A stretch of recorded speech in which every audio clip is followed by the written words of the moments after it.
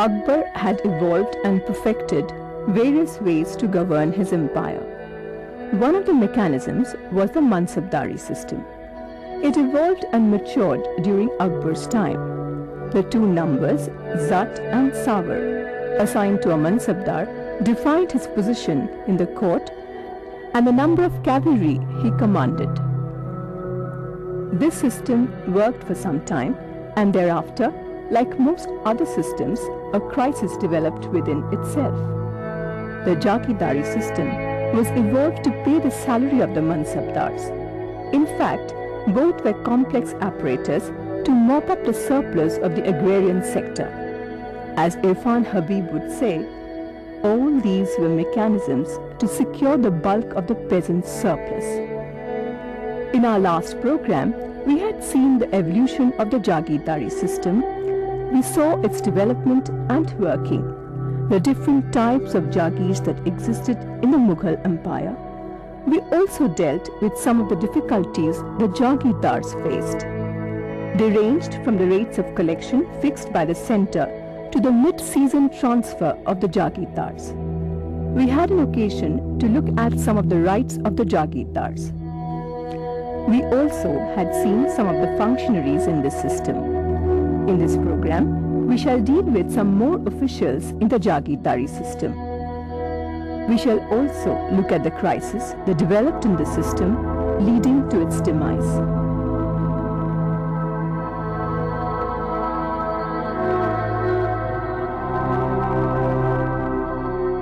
We were looking at the Jagirdari system and particularly the administration of the Jagirs. We have said that there were three-tier administration, and we have seen last time the staff of the Jagirdar, and we were discussing the staff of the local officials, so to speak, the Kanungo, and we shall see today the Chaudhary, and then we shall see the staff of the empire, the imperial officials. Now, Kanungo was either a Kayasth or a Khatri of northern India. They were very good in doing this kind of revenue stuff.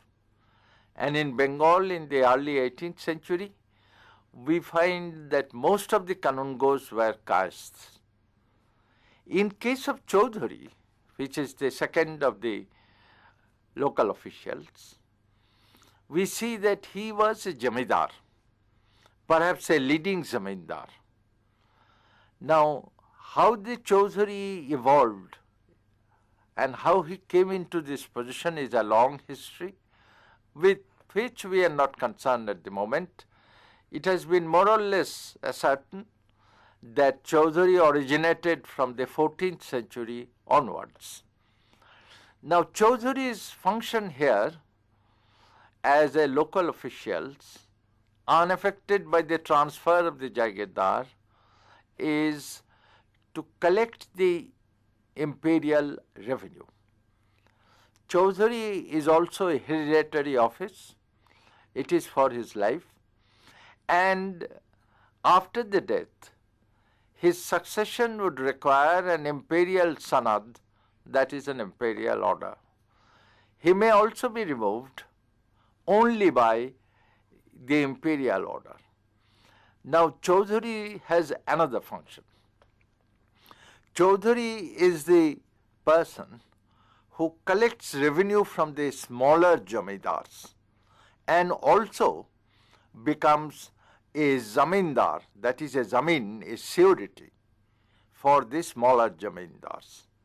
So, Chaudhary has two more or less very important functions, although he has certain other functions as well. For example, he is the person who distributes the agricultural loan called Takavi loan to the peasants along with the Muqaddam, that is the headman of the area. Chaudhary also is the person who helps to formulate the Jamadami, the demand for the revenue, and he signs the Jamadami order along with the Muqaddam, Needless to say, without his seal and signature, the Jamadame is not valid. The role of the Chaudhry was very significant in the Mughal administration. His holdings consisted of his core property, including palatial houses like these, and the land assigned to him by the emperor. He was given some remuneration for his services.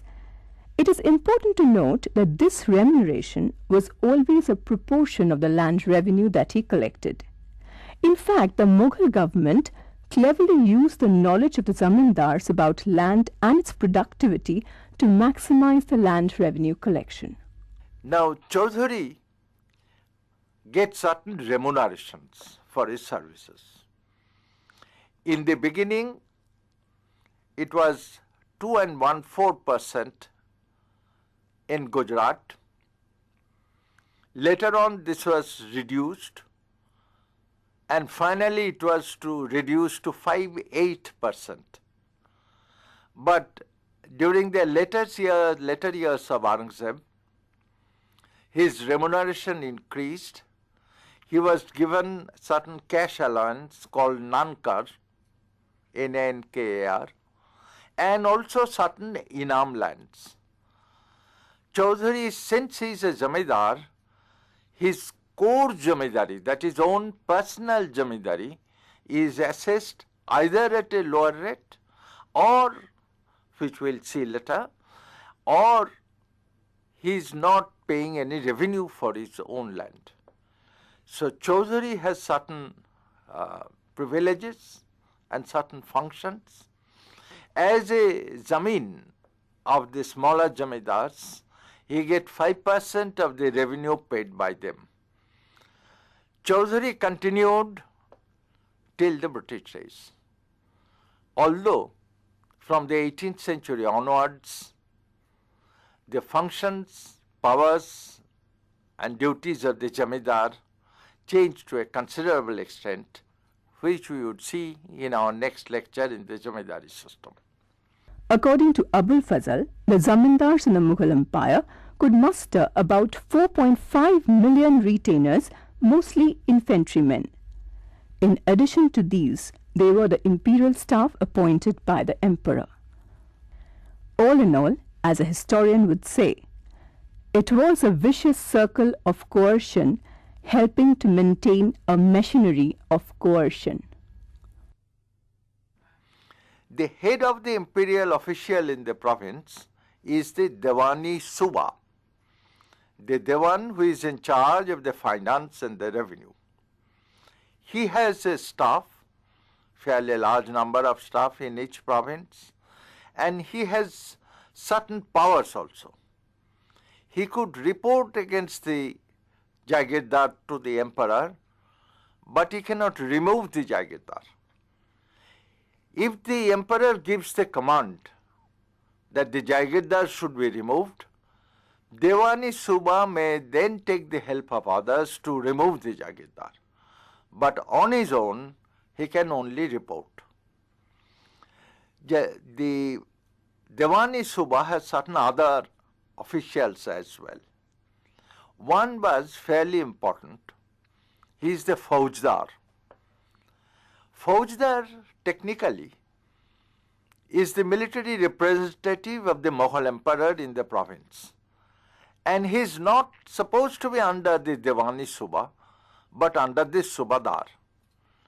But because of the collection of the revenue involved military powers, the Faujdar has to obey the order of the Diwani Suba to do certain things. So technically he is not under the Diwani Suba, but he has to follow his orders as well, so far as revenue collection is concerned. Now some of the bigger Jagirdars, they had their problems with the Faujdars.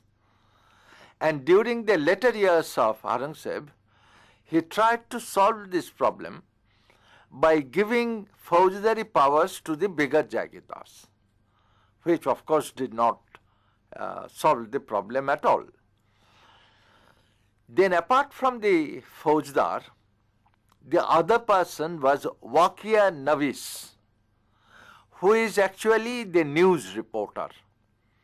Once again, he has no power to remove anybody, but he could give adverse report against somebody on which some action may be taken. It is stated that the workwear novices are very corrupt, but there were instances of honest workwear novices as well. So these are the staff of the imperial officials, apart from the other staff as well.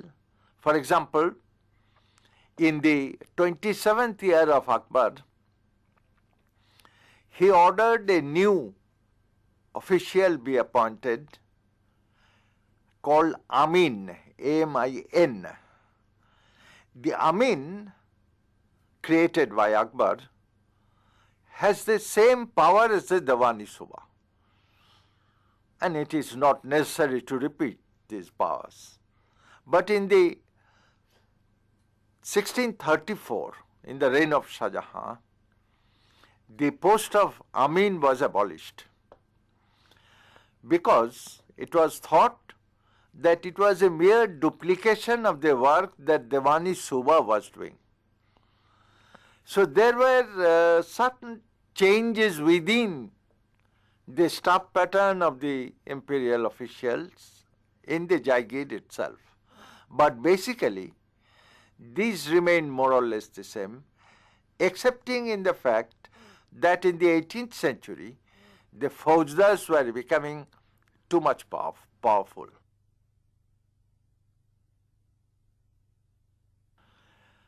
In the early days of Akbar, actually even up to 31st year of Akbar, the Jama of that is the revenue estimate of the Khalsa was 1/4 of the total Jama. As we have said earlier, that the Mughals divided the land into two types so far as revenue is concerned. One was the Jagirdari areas, and the other is the Khalisa areas managed by the state. So in the 31st year of Akbar, we see that Khalisa occupied no less than 1/4 of the total Jama. After the death of Akbar, during the time of Jahangir, this changed abruptly. The reasons are not very clear even today, but it appears that after accession, Jahangir increased the number of the Mansabdars, increased their salaries, and gave more Jagirs. So at one point of time, as I have said earlier during the Mansabdari system, that it became a strain on the Mughal Empire. And as a result of this, during the time of Shah Jahan, as we have seen earlier, certain measures were taken to reduce their salaries, etc. But Shah Jahan here, so far as Jagirdari system is concerned, tried to follow the policy of Akbar. He tried to follow the policy of Akbar in the sense that he tried to increase the Khalsa land. And by the end of his reign, Khalsa land had reached 1/5 of the Jama of the Mughal Empire, almost to the point where Akbar had left it. During the first 20 years of Aurangzeb, the Khalsa land increased more and more. But during the last years of Aurangzeb, the second half, there was a crisis which could be seen very clearly in the fact that after a certain time, no Jagir was available for the Mansabdar. One of the contemporary writers, Anand Ram Mukhlis, stated that it is very difficult to get a Jagir, but it is almost impossible to take possession of it without a very large force. So Aurangzeb had to increase the number of Mansabdars because of his wars in Rajputana and in Deccan. Instead of the Rajputs, as we have seen earlier, he had taken the Deccani and the Marathas. And the number of Mansabdars increased to a great extent during the last 20 years of his reign. This led to a severe problem, a serious crisis in the Jagirdari system. After the death of Aurangzeb, this problem increased more and more. During the first years of the Emperor Bahadur Shah, he had given mansabs to almost anybody he met in the Darbar. The number of mansabs increased tremendously, but there was no Jagir. So there was a fierce competition, a fierce faction fighting within the court, on which Professor Satish Chandra has written an excellent book, Parties and Politics of the Mughal Court, 1707 to 1742. Here he had shown that the faction fighting is not based on religious grounds, which was earlier thought. This was based on personal loyalties and personal interests. We'll come to the viewpoint of Satish Chandra a bit later. Now, the problem was tried to be resolved by the Mughal court, and the secretary of the day Aurangzeb, Inayatullah, tried to make some reforms. But by that time, the vested interests in the court had solidly entrenched themselves, and the emperors did not have any power at all. By the time we come to the middle of the 1720s or 1710 even, during the time of Farrukh Shah, who was a very incompetent emperor, with his incompetent Wazir Abdullah Khan, the court order was a mere paper. Nobody listened to it. Furthermore, the Dewan Ratan Chand gave ijara, which is the contract, mostly to the Hindu merchants and the Kashmiris. Why Kashmiris is not very clear, but the Hindu merchants and the Mutsuddis of the court, that is the clerks of the court, maneuvered to get mansabs and ijaras in the Jagirs. This led to serious problems, and in 1721, Nizamul Mulk, who founded the dynasty in the Deccan in Hyderabad, he was appointed the Wazir, and he tried to cancel the ijara. He tried to increase the Khalisa lands. That is, he tried to solve the problem. But by that time, once again, as I have said, it is too late. The vested interests are solidly there. So what we see, that nothing was done, things continued to deteriorate as years roll on.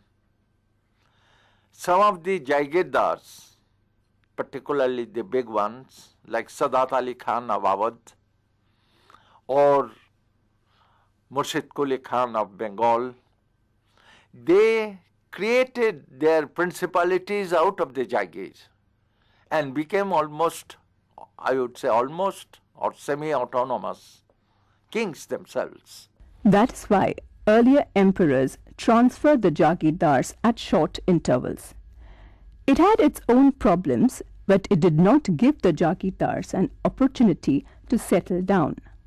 Once the Jagirdars became stable, they established themselves as kings.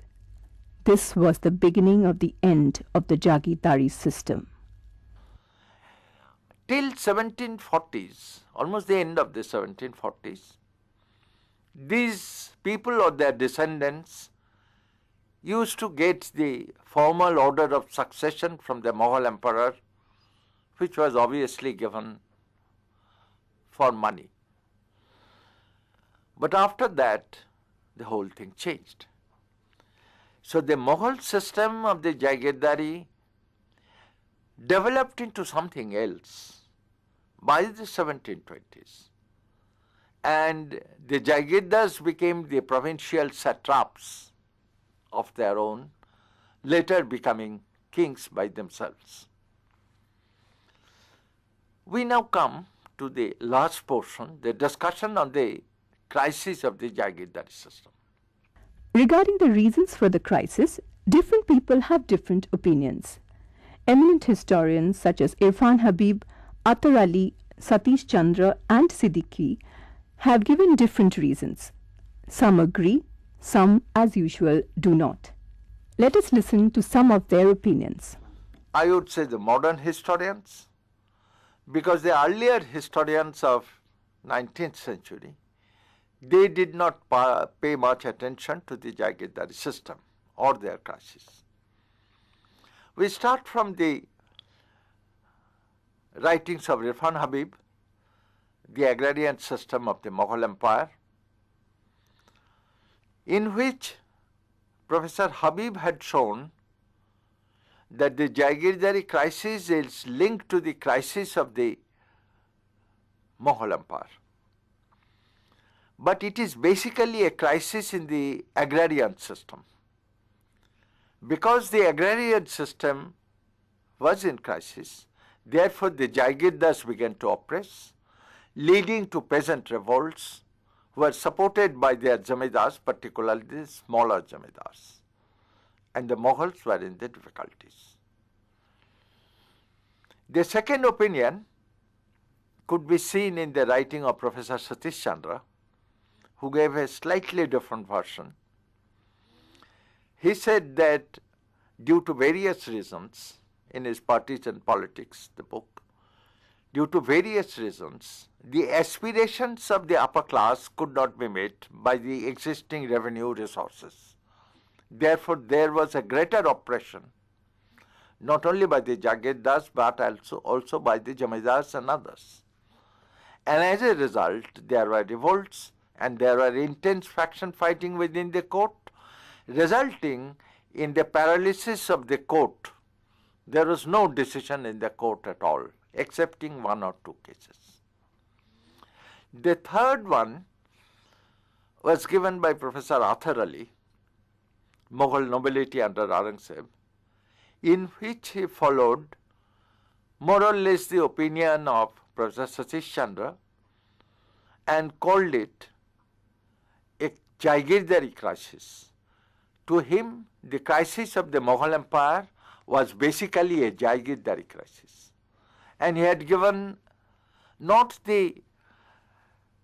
only the system of crisis in agriculture, in which he dwelt much less, but also on various administrative measures, various administrative problems, like the emperors leaving North India, the Emperor Aurangzeb leaving North India during the last 20 years and staying in the Deccan, creating a deadlock in the North Indian Mughal administration. So to Attar Ali it was a Jagirdari crisis, but it is a different one, slightly different one from that of Irfan Habib.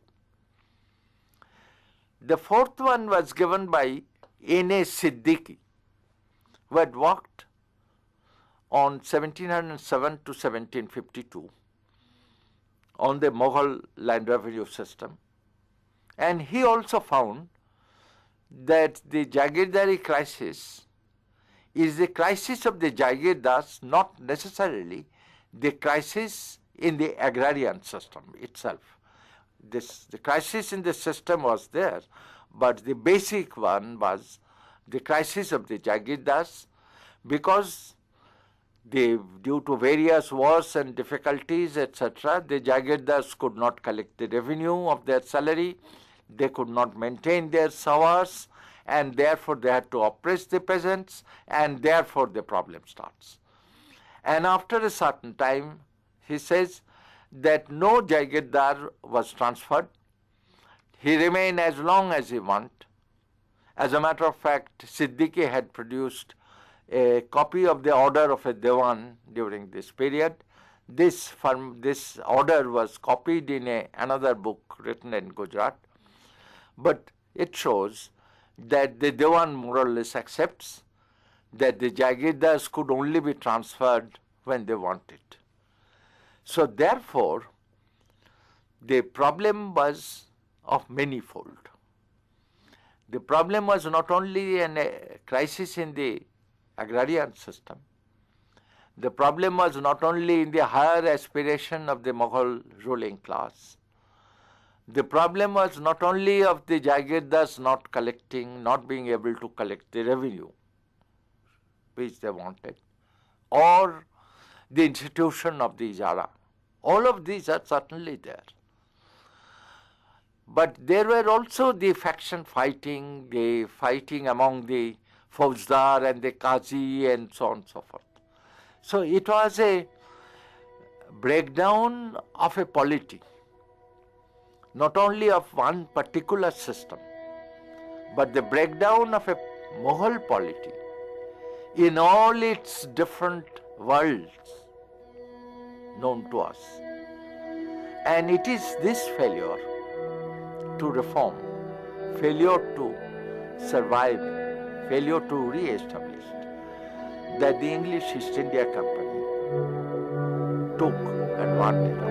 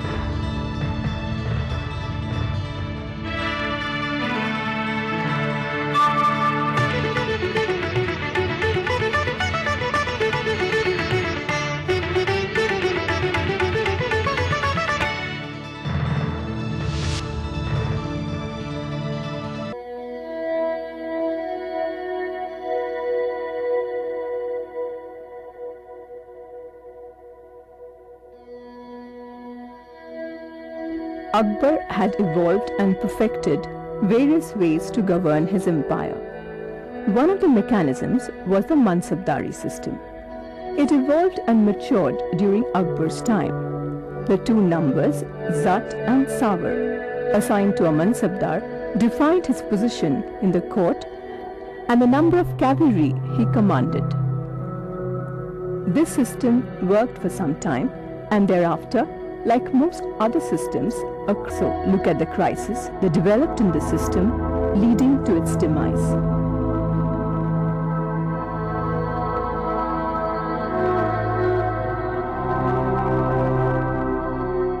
We were looking at the Jagirdari system and particularly the administration of the Jagirs. We have said that there were three-tier administration, and we have seen last time the staff of the Jagirdar, and we were discussing the staff of the local officials, so to speak, the Kanungo, and we shall see today the Chaudhuri, and then we shall see the staff of the empire, the imperial officials.